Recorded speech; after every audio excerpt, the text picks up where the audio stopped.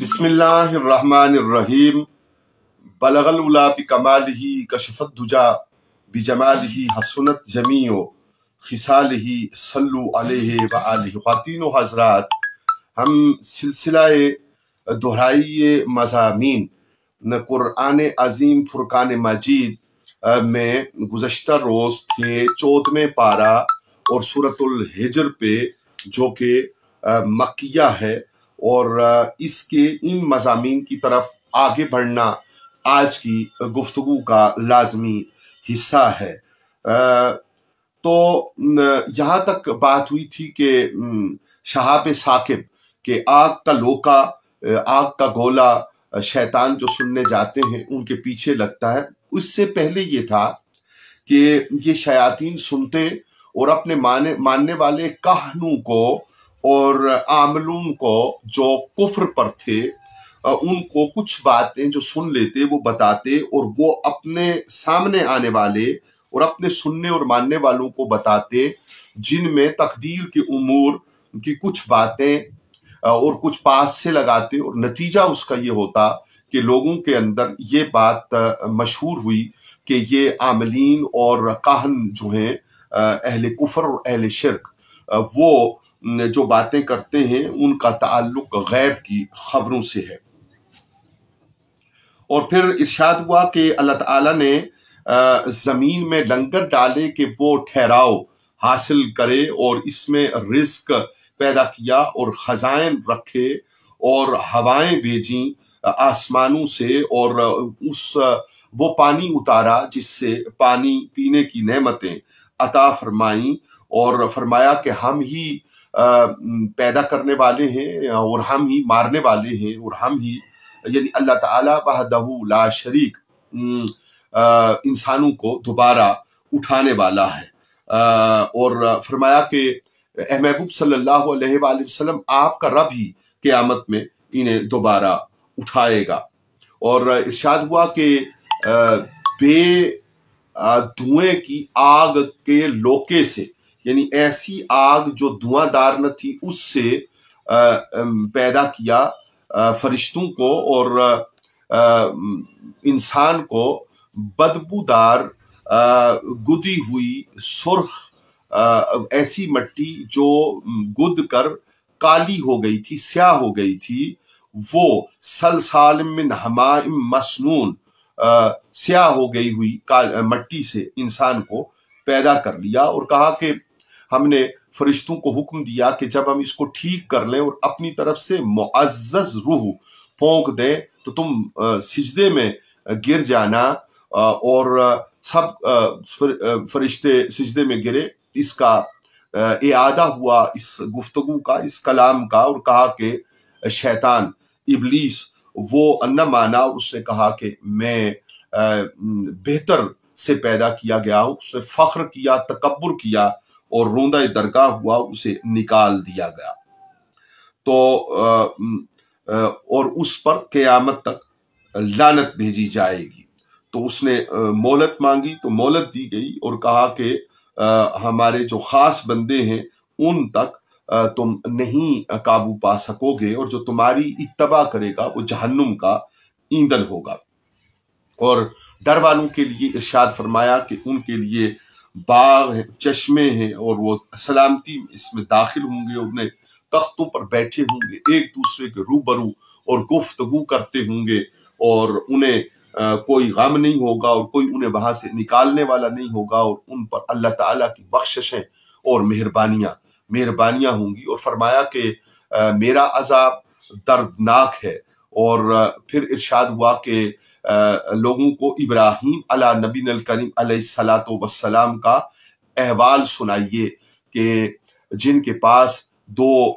मेहमान आए और उन्हें देखकर हजरत इब्राहीम अलैहिस्सलाम को खौफ हुआ कि ये मेहमान अजाब लेकर आए हूँ। तो इन मेहमानों यानी फरिश्तों ने हजरत इब्राहीम अला नबी नल करीम अलैहिस्सलातु वस्सलाम को उनकी बड़ी उम्र में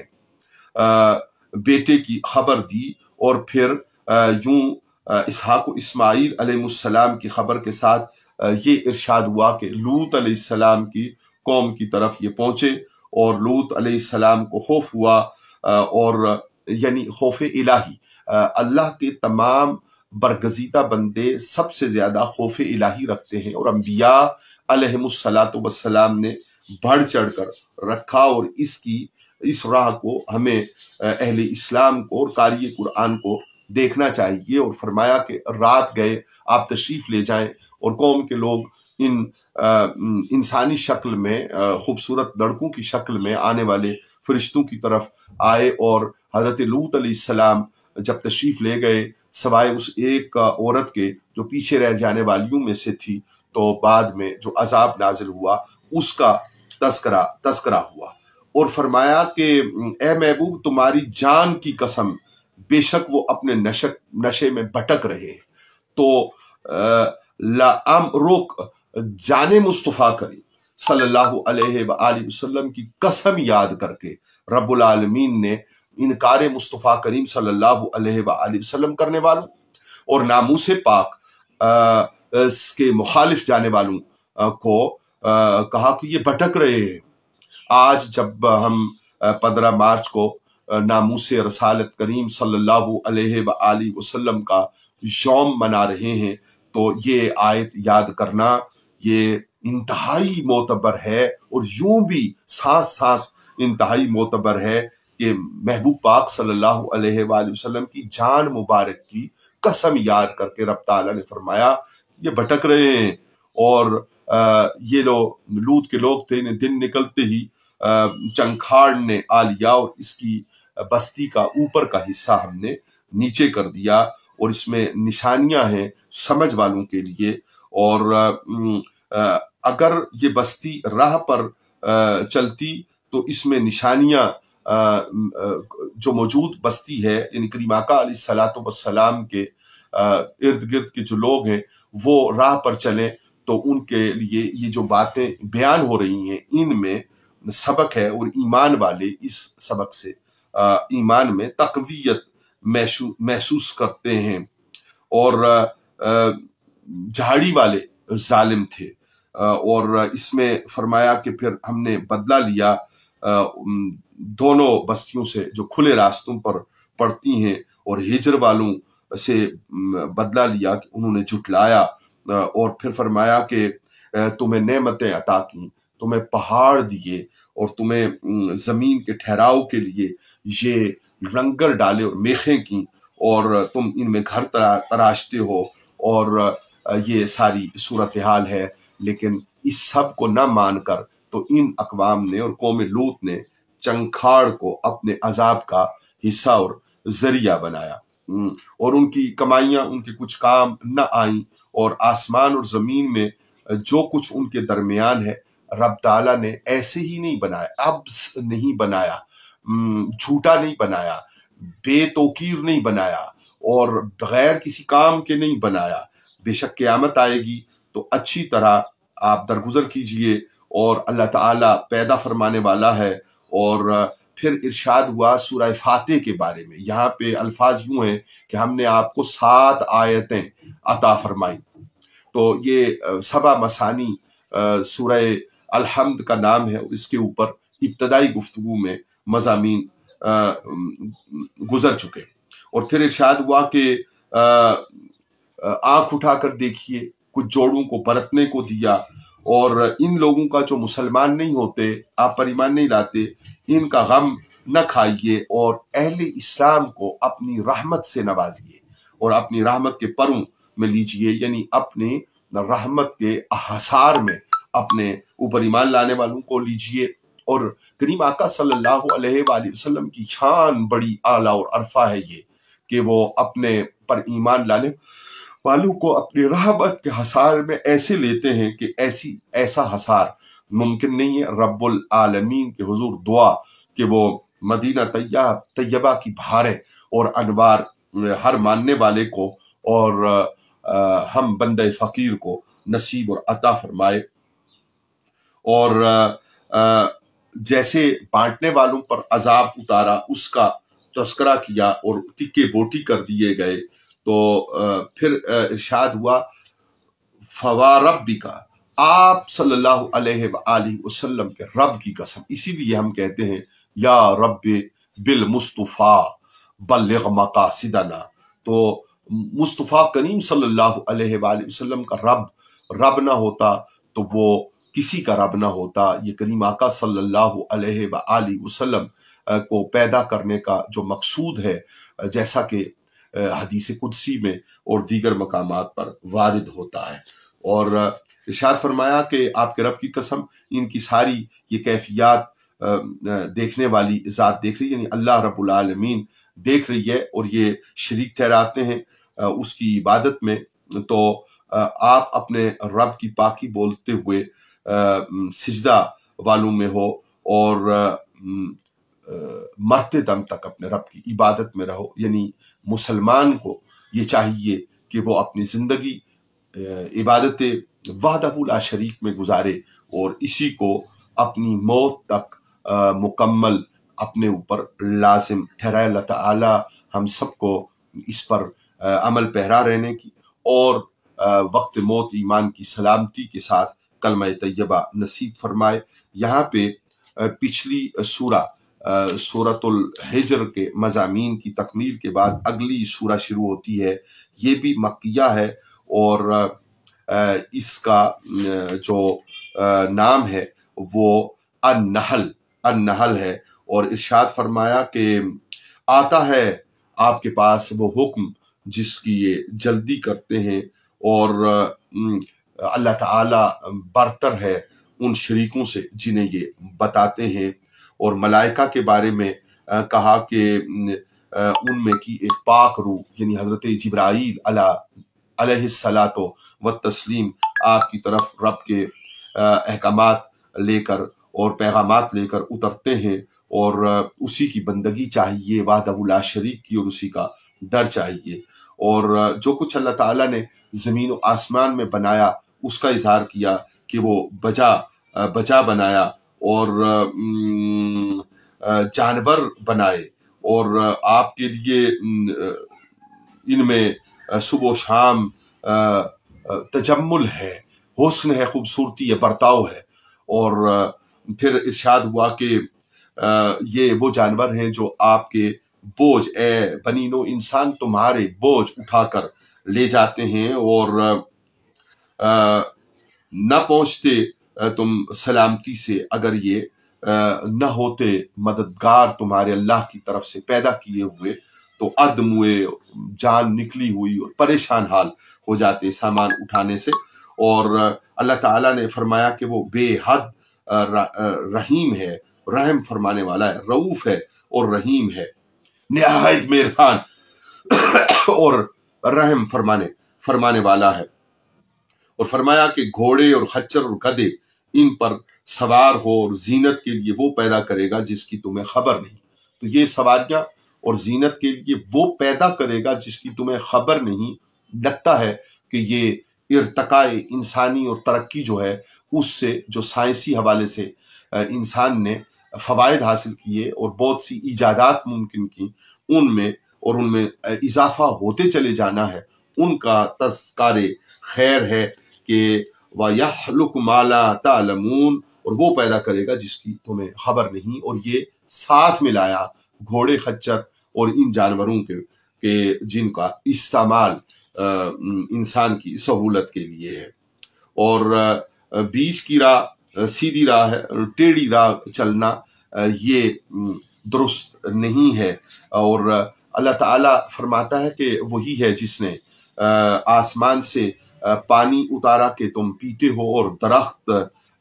ہیں جن سے چراتے ہو، اور اس پانی کے لیے تم سے اللہ تعالیٰ کھیت اگاتا ہے، کھجور اور انگور اور قسم قسم کے پھل. اور اس سب میں نشانی ہے دھیان کرنے والوں کے لیے کہ وہ دھیان کریں. اور جو پیچھے یہ بات گزری کہ مدینہ منورہ کے حصار اللہ تعالیٰ ہمیں نصیب فرمائے، جو آیہ بینہ تھی کہ آپ صلی اللہ علیہ وآلہ وسلم اہل اسلام کو اپنی رحمت کے گھیرے اور دائرے اور سائے میں لیے ہوئے ہیں. تو یہ ایمان کے ساتھ توقع اور دعا کہ اللہ تعالیٰ ہمیں بھی وہ انوار نصیب فرمائے. اور اللہ تعالیٰ نے فرمایا کہ مالک نے تمہارے لیے یہ جو کنٹینیوٹی ہے ان آیات کی کہ اللہ تعالیٰ نے کس طرح انسان کے لیے مسخر کیا بہت کچھ اور اس کے لیے نعمتیں بنائی، تو پھلوں کا تذکرہ کرنے کے بعد فرمایا کہ دن رات اور سورج اور چاند یہ سارا کچھ اور زمین میں جو رنگ برنگ پیدا کیا اس سب میں نشانی ہے، اور وہ دریا مسخر کیے انسانوں کے لیے، اور اس میں تازہ گوشت رکھا خوراک کے لیے، اور گہنے نکالتے ہیں اپنے پہناوے کے لیے، اور کشتیاں دیکھیے کہ پانی کو چیرتی ہوئی چلتی ہیں، اور ایسے لنگر ڈالے کہ وہ نہ کانپیں، اور یہ نعمتیں ان سب کا تذکرہ ہوا، اور فرمایا کہ اللہ تعالیٰ جانتا ہے جو کچھ تم چھپاتے ہو اور جو تم ظاہر کرتے ہو، اور اللہ تعالیٰ کا یہ جاننا یہ ہمارے لیے باعث عزت و افتخار ہے کہ وہ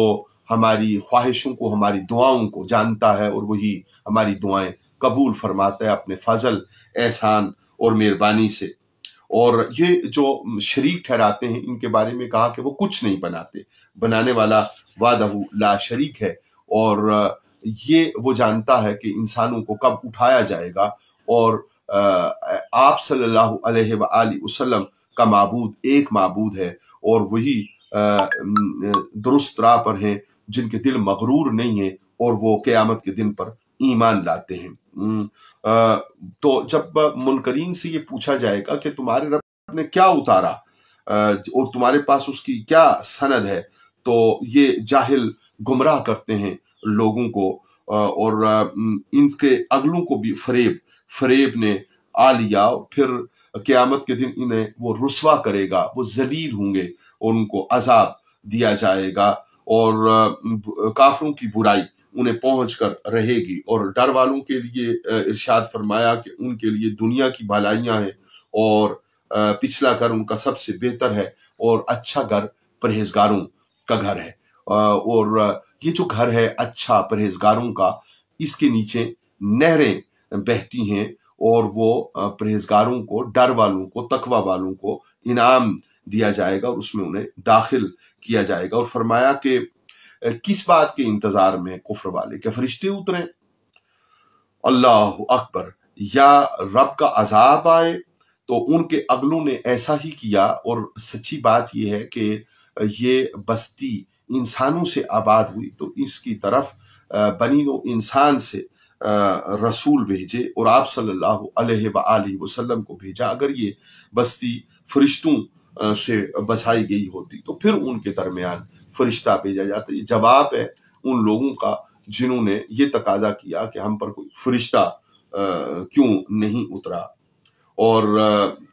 اپنی طرف سے یہ لوگ حلف سے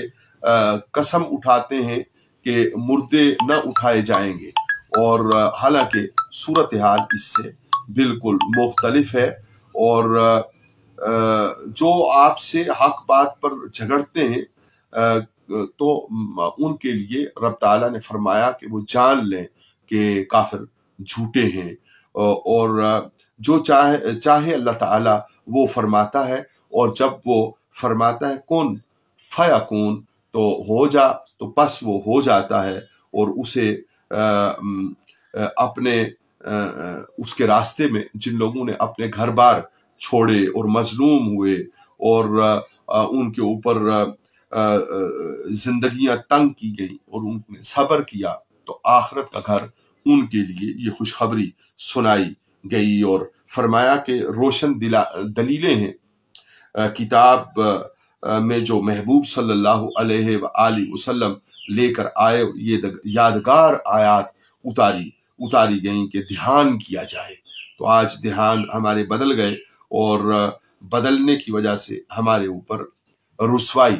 بھی آئی۔ انہی کی طرف لوٹنا اسی میں کامیابی اور مہربانی کا راستہ ہے۔ اور انکار والوں کے بارے میں فرمایا کہ انہیں وہاں سے عذاب آئے گا کہ جہاں سے تصور بھی نہیں کیا جا سکے گا، اور کوئی چیز ایسی نہیں جو اللہ نے نہ بنائی ہو۔ یہ جو سائے ہیں، دانے اور بھائیں جھکتے ہیں اور سجدہ کرتے ہیں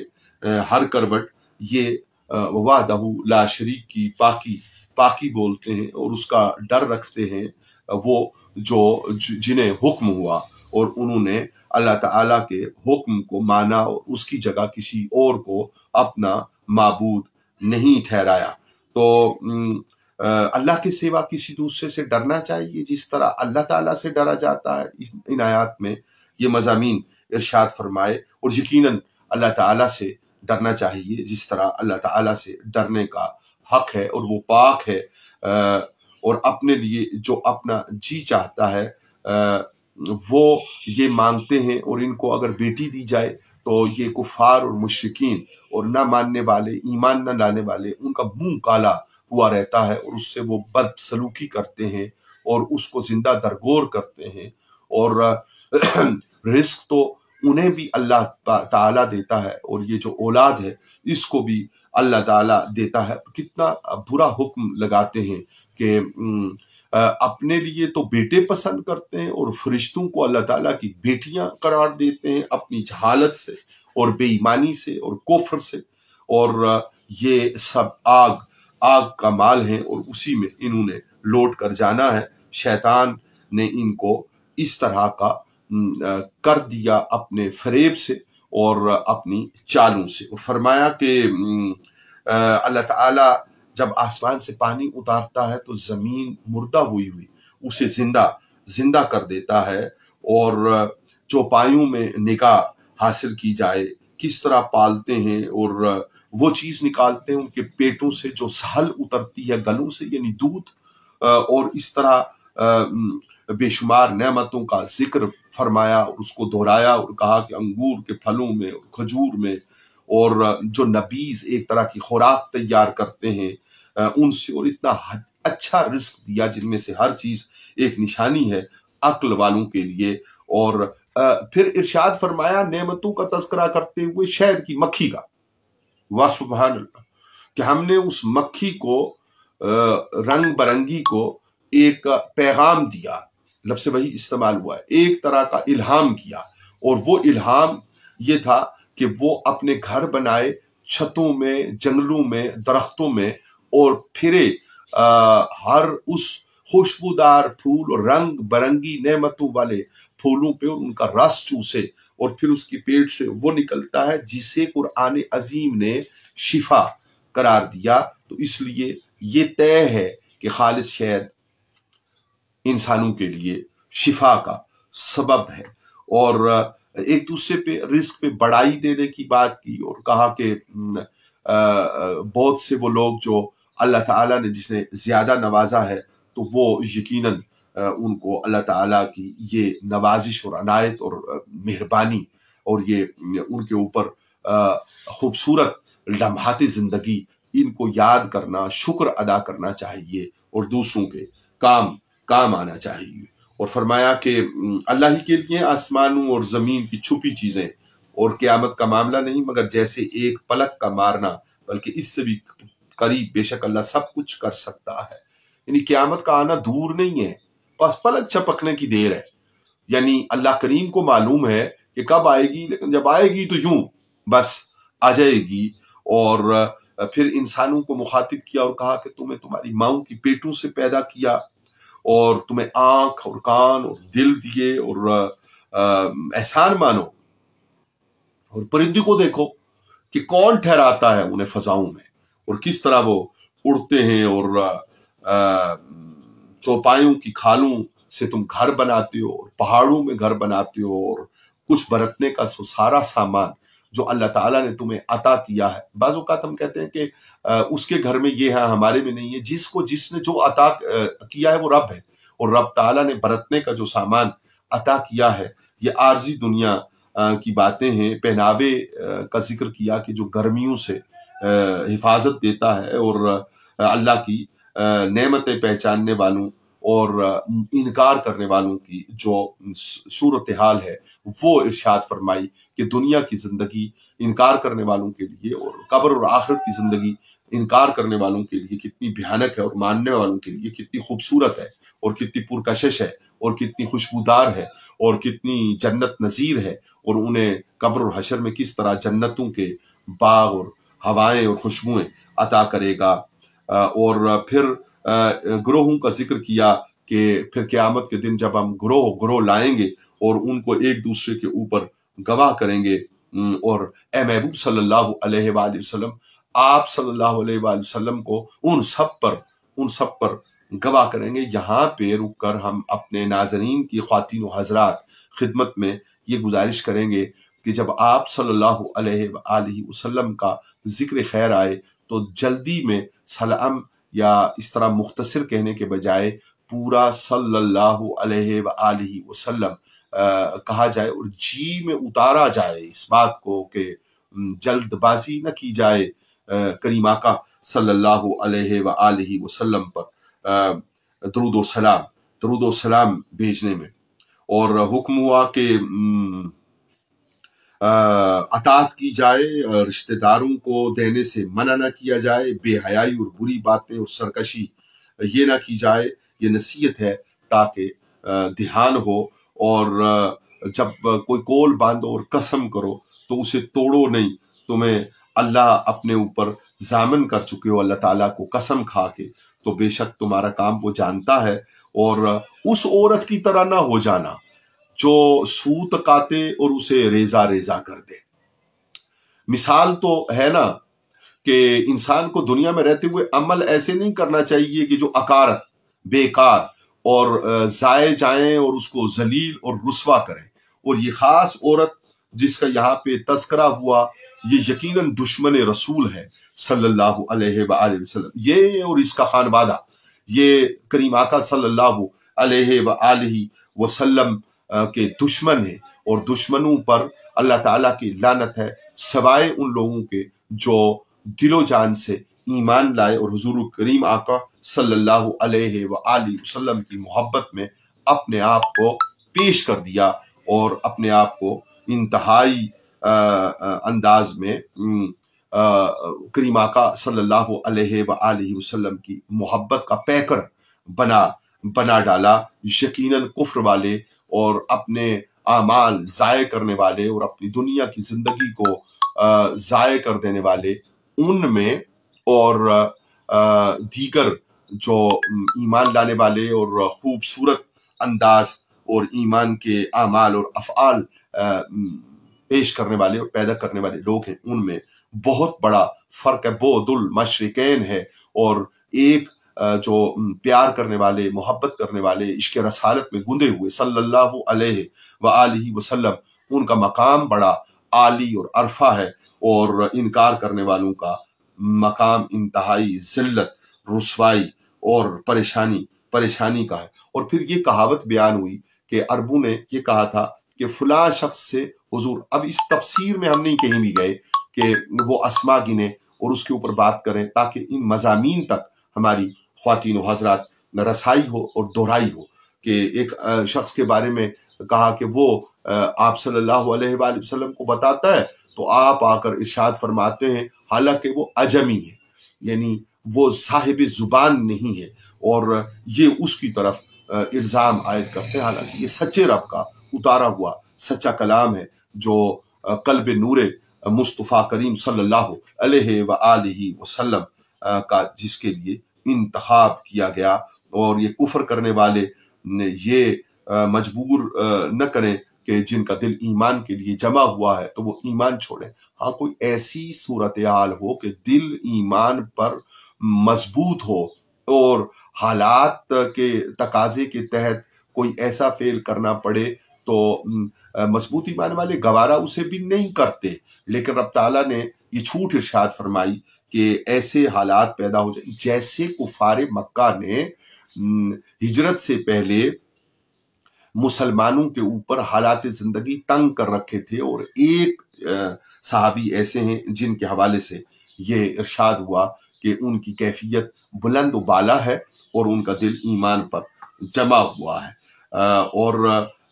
ہر جان جو جھگڑتی آئے گی اس کو اس کا بدل دے دیا جائے گا۔ اور بے شک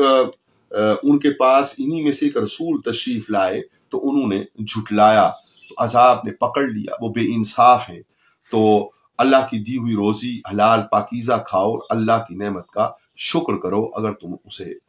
معبود جانتے ہو، اور تم پر تو یہی حرام کیا۔ پھر حلال و حرام کا ایک مرتبہ تذکرہ ان آیات میں کیا کہ جو مردار ہے، خون ہے اور سور کا گوشت، اور جس کے ذبح کرتے وقت غیر خدا کا نام پکارا گیا وہ حرام ہے، البتہ جو لاچار کیا گیا یعنی زندگی کھونے کی درجے پہ چلا گیا تو حسب ضرورت اگر کچھ اس میں سے استعمال کیا، اس کے علاوہ قطعی۔ اور ویسے یاد رکھنے کی بات ہے کہ آیات بینات نے ہماری یہ بھی تو رہنمائی کی ہے نا کہ ایسے حالات ہم اپنے معاشرت میں پیدا نہ ہونے دیں کہ جن سے لوگ فاقوں سے مرنے لگ جائیں، اور ان کی خبرگیری وہ مسلم معاشرہ نہ کرے اور مسلم حکومت نہ کرے، اور حالات مختلف ہوتے ہوئے نظر آئیں۔ اور حرام کو حلال کہنا رب تعالیٰ پر جھوٹ باندھنا ہے، اور ظالم لوگ اپنی جانوں پر ظلم کرتے ہیں۔ توبہ کریں، سنور جائیں تو ان کے لیے توبہ کا راستہ کھلا اور حق کی راہیں واضح ہیں۔ اور پھر ارشاد ہوا کہ وحی کی کہ دین ابراہیم علیہ السلام کی پیروی کریں اور مشرکوں میں سے نہ ہوں۔ آپ صلی اللہ علیہ وآلہ وسلم کے خاندان مبارک کہ جو لوگ دین ابراہیم پر رہے ان کی بھی اس میں فضیلت معلوم ہوتی ہے۔ اور ہفتے کا دن جو رکھا گیا تو اس میں وہ مختلف ہو گئے۔ ایک گروہ کے اوپر ماضی میں ہفتے کا دن شکار کے لیے منع کیا گیا تھا، اور مچھلیاں بہت زیادہ تر کر آتی ہیں اور وہ ان کے لیے آزمائش تھی، اور اس سب کا تذکرہ، اور فرمایا کہ اے محبوب صلی اللہ علیہ وآلہ وسلم آپ صبر فرمائیے اور غم نہ کیجیے، آپ کو تسلی اور تشفی اپنا رب عطا فرما رہا ہے۔ اور یہ جو فریب کرتے ہیں آپ صلی اللہ علیہ وآلہ وسلم کے ساتھ، ان سے دل تنگ نہ ہوئیے، اور بے شک اللہ ان کے ساتھ ہے جو ڈرتے ہیں، یعنی جو فریب نہیں کرتے حضور کے ساتھ، آقا کریم صلی اللہ علیہ وآلہ وسلم کے ساتھ جو مخلص ہے رب تعالیٰ ان کے ساتھ ہے۔ اور پھر ارشادات شروع ہوتے ہیں سورہ بنی اسرائیل کے جو مکیہ ہے، اور اس کے آغاز میں فرمایا کہ وہ پاک ہے جو اپنے بندے کو راتوں رات لے گیا مسجد حرام سے مسجد اقصیٰ تک۔ یہ شب معراج کی جو پہلی منزل ہے اس کا تذکار خیر ہے، اور فرمایا جہاں لے گیا مسجد اقصیٰ تک اس کے اردا گرد رب نے برکت رکھی ہے اور اپنی عظیم نشانیاں رکھی ہیں، اور کہا کہ وہ سنتا اور جانتا ہے۔ اور پھر موسیٰ علیہ السلام کا تذکار خیر ہے کہ انہیں کتاب عطا ہوئی، اور بنی اسرائیل کے لیے انہیں ہدایت کیا کہ میرے سوا کسی کو کارساز نہ ٹھہراؤ، اور اولاد نوح علیہ السلام کا واقعہ بیان کیا، اور کہا کہ وہ جب کشتی پہ سوار کیے گئے تو وہ شکر گزار تھے رب العالمین کے، اور بنی اسرائیل کو کتاب میں وحی بھیجی تو زمین میں دوبارہ فساد مچاؤ گے۔ بنی اسرائیل کو حضرت موسیٰ نبی کریم علیہ السلام کے ساتھ فرعون کے عذاب سے اور اس کی سختیوں سے جانیں بچائیں اور عطا کیا، مہربانیاں کی، تو اس کے بعد پوچھا کہ فساد مچاؤ گے؟ اگر فساد مچاؤ گے تو ضرور بڑا غرور کرو گے۔ اور آپ پوری تاریخ کو اور حالات حاضرہ کو دیکھیں تو آپ کو یہی غرور ان کا اٹھتا مچلتا اور ظلم ڈھاتا نظر آئے گا۔ اور پھر پہلی بار کا وعدہ جب آیا تو اپنے بندے بھیجے سخت لڑائی والے ان پر، اور وہ شہروں کے اندر گھسے، اور پھر جب الٹ کر تمہارا حملہ ہوا تو مالوں اور بیٹوں سے مدد دی اور جتھا بڑھایا اسلام والوں کا، وہ مددگار ہے نا۔ تو کہا کہ دوبارہ داخل ہونا اور اس کے پورے احوال مسجد کے، وہ ارشاد فرمائے مسجد اقصیٰ کے، اور کہا کہ اگر تم شرارت کرو گے تو ہم پھر عذاب کریں گے، اور جہنم کو کافروں کا قید خانہ بنا دیا ہے۔ بے شک یہ قرآن عظیم تمہیں راہ دکھاتا ہے سیدھی، اور خوشی سناتا ہے ایمان والوں کو جو اچھے کام کریں، اور جو آخرت پر ایمان نہیں لاتے ان کے بارے میں فرمایا کہ ان کے لیے دردناک عذاب ہے۔ اور فرمایا کہ ہم نے بہت سی چیزیں جدا ظاہر کر دیں، اور ہر انسان کی قسمت اس کے گلے سے لگا دی، اور قیامت کے دن ایک نوشتہ نکالیں گے جو کھلا ہوا پایا جائے گا، اور اس سے حساب لیں گے۔ رب العالمین روز قیامت کے حساب سے اور اس کی سختی سے ہماری حفاظت فرمائے اور انہیں معاف فرمائے، اپنا خاص فضل عطا فرمائے۔ اور کہا کہ جو راہ اختیار کرتا ہے وہ اپنے بھلے کے لیے راہ اختیار کرتا ہے، اور جو راہ سے دور جاتا ہے تو وہ بہکا ہوا برے کو بہکا، اور کوئی ایسی جان نہیں ہوگی بوجھ اٹھانے والی جو اس دن یعنی فیصلہ کے دن کسی کی کا بوجھ اٹھائے۔ اور عذاب نہیں کرتا رب تعالیٰ کسی کو جب تک اپنا رسول نہ بھیجے، اور کسی بستی کو ہلاک نہیں کرتا جب تک خوشحالوں پر احکامات بھیجتا ہے، پھر وہ بے حکمی کرتے ہیں اور اس پر پوری ہو جاتی ہے تو ہم اس کو تباہ و برباد کر دیتے ہیں۔ حجت تمام یہ بغیر تباہیاں اور بربادیاں نہیں آتی، اور کتنی سنگتیں نوح کے بعد ہلاک کر دیں، ان کا تذکرہ کیا اور کہا کہ جہنم کی طرف مذمت کرتے ہوئے دھتکارے جاتے ہیں کفر کرنے والے، اور جو آخرت چاہے اس کے لیے کوشش کرے اور ہو ایمان والا تو کوشش اس کی ٹھکانے لگی، اور اس کو ہم مدد دیتے ہیں اپنی طرف سے خاص طور پر۔ اور فرمایا کہ رب تعالیٰ کی عطا پر روک نہیں، وہ جس کو دیتا ہے وہ اپنے فضل سے عطا فرماتا ہے، اور کسی کو بڑھائی دیتا ہے اور آخرت میں درجوں بلندی دیتا ہے، اپنے فضل سے اس کو اعلیٰ اور عرفہ کرتا ہے۔ اور رب تعالیٰ نے جب یہ حکم فرمایا کہ اس کی عبادت کرو، اور ارشاد فرمایا کہ ماں باپ کے ساتھ حسن سلوک کرو، اور تمہارے ساتھ اگر وہ بڑی بوڑھی عمر میں پہنچ جائیں تو ان سے ہوں نہ کہنا، فلا تقل لہما اف ولا تنہرہما، اور ان سے ہوں نہ کہنا، ان سے بیزاری کا کوئی انداز نہ اپنانا۔ یعنی یہ ارشاد فرمایا کہ اولاد جب اس کے بڑھاپے میں ماں باپ جائیں تو وہ ان سے اس طرح سے سلوک نہ کرے کہ اس کی کہیے باڈی لینگویج سے، یا اس کے انداز و اعتبار سے، یا صراحت سے، زبان سے کوئی ایسا کلمہ نکلے، یا اس کا بیہیویئر، اس کا انداز وہ ایسا ہو کہ خدا نخواستہ کہ اس سے وہ بیزاری ظاہر ہوتی ہو، اور ان سے تعظیم کی بات کہنا، عزت کی بات کہنا۔ ہمارے ہاں یہ چلن جن سوسائٹیز میں، جن خاندانوں میں ہے کہ وہ اپنے گزرے ہوئے آبا و اجداد کو، یا اپنے اہل اسلام کو اور اپنے موجود بزرگوں کو تعظیم نہیں دیتے، اور ارشاد ہوا کہ ان کے سامنے عاجزی کا بازو بچھاؤ اور نرم دلی سے عرض کرو کہ اے رب میرے، رب ارحمہما کما ربیانی صغیرا، ان پر اس طرح رحم فرما جس طرح انہوں نے میرے ناتماں جسم پر اور میری ناتماں زندگی پر، میرے ابتدائی زندگی پر، میرے انتہائی بچپن پہ میرے اوپر رحم فرمایا۔ اور اللہ تعالیٰ دلوں کا حال خوب جانتا ہے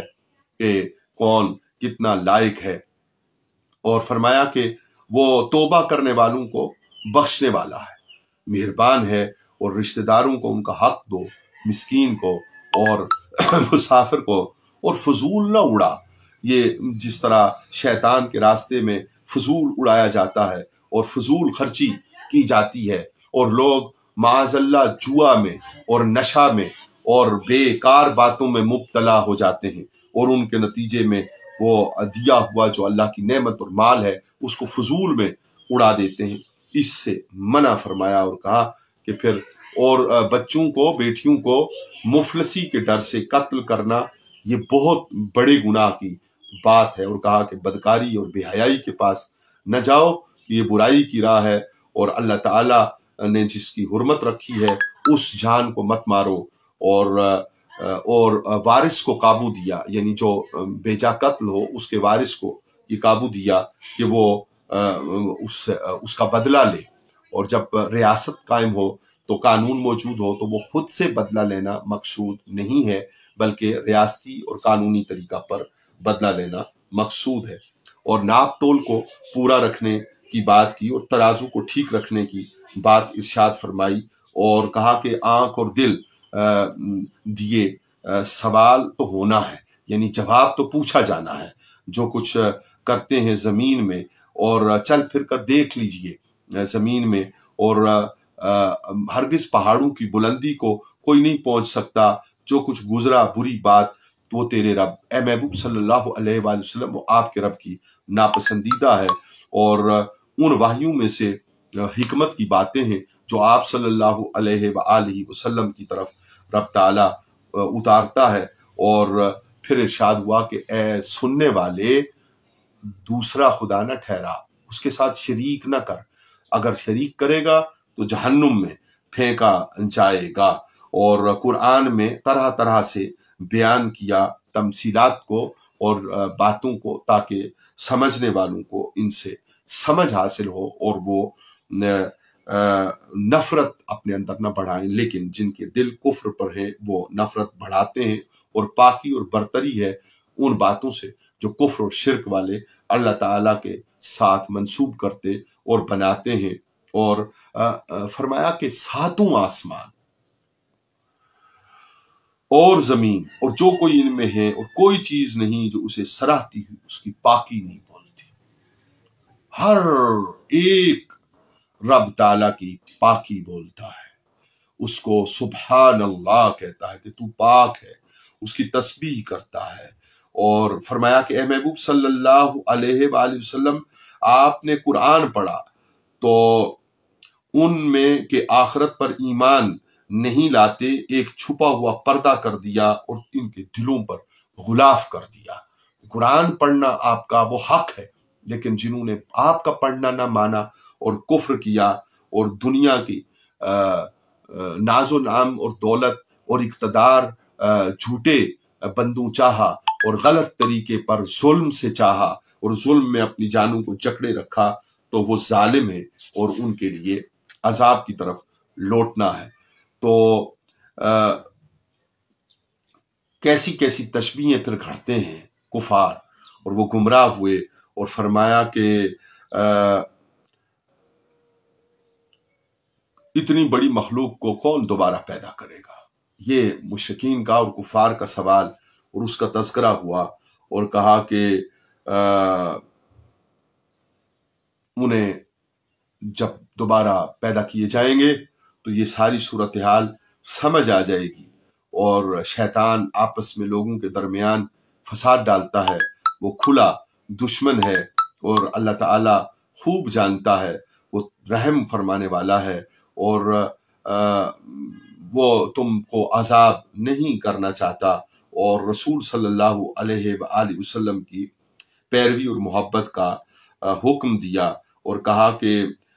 وہ مقبول بندے جن کی پوجا کرتے ہیں بعض لوگ، ان کے بارے میں وعید سنائی کہ مقبولان بارگاہ الہی پوجے جانے کے لیے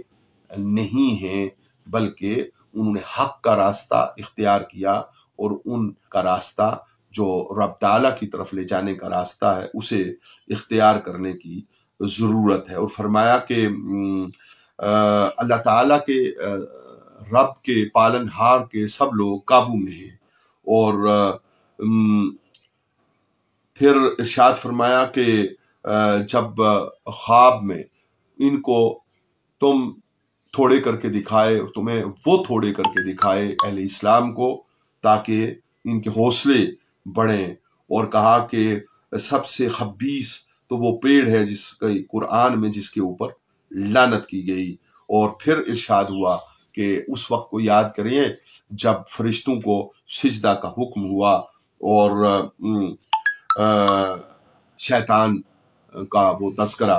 جو بارہا گزرا اس کا تذکرہ ارشاد فرمایا، اور اس مہلت کا تذکرہ ارشاد فرمایا، اور بہکانے کا سارا معاملہ وہ ارشاد فرمایا، اور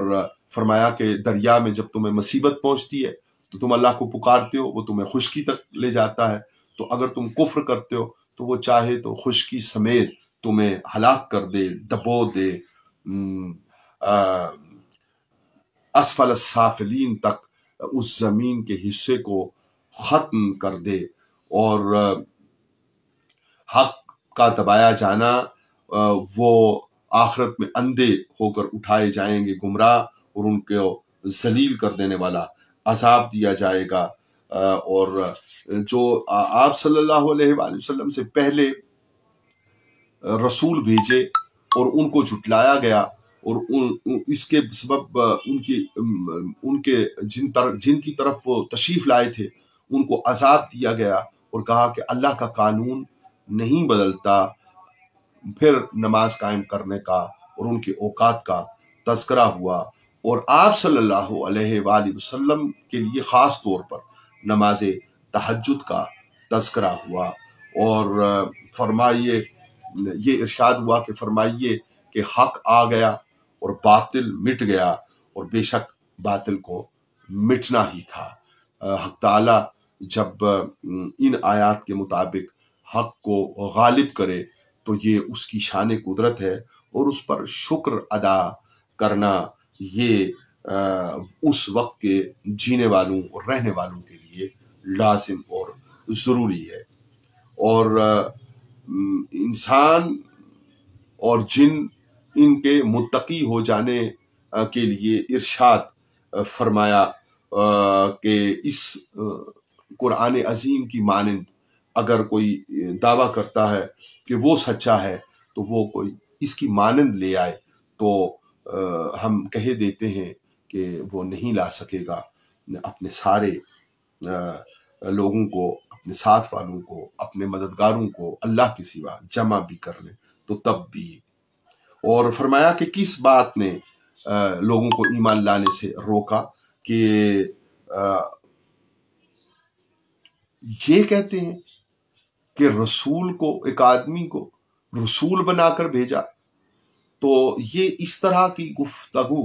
اور اس طرح کا ویژن، اس طرح کا نظریہ یہ باطل ہے، اور باطل نظریہ سے نجات کا راستہ نہیں عطا ہوتا۔ اور جو انکار کرتے ہیں قیامت کے دن منہ کے بل اٹھائے جائیں گے، اندھے ہوں گے، گونگے اور بہرے، ان کا ٹھکانہ جہنم ہے، اور کبھی بجھے گی نہ وہ آگ جو ان کے لیے بھڑکا دی جائے گی۔ ان مضامین کے ساتھ آج کی نشست سے اجازت چاہیں گے، دعاؤں کے ساتھ کہ رب العالمین وحدہ لا شریک ہمیں قرآن عظیم کے لفظ لفظ نور پر عمل کر کے اپنی زندگیوں کو نور بار کرنے کی ہمت، توفیق اور طاقت میں اضافہ عطا فرمائے، غلطی کوتاہی سے ہمیں معاف فرمائے، اپنے فضل سے اصلاح کی ہمت، توفیق اور طاقت عطا فرمائے، اور ہمارے مرحومین کی بخشش، ہمارے بیماروں کو شفا یابی، اور مسائل میں گرے ہوئوں کو پریشانیوں سے نجات اور اپنا خاص فضل عطا فرمائے۔ بات رہتی ہے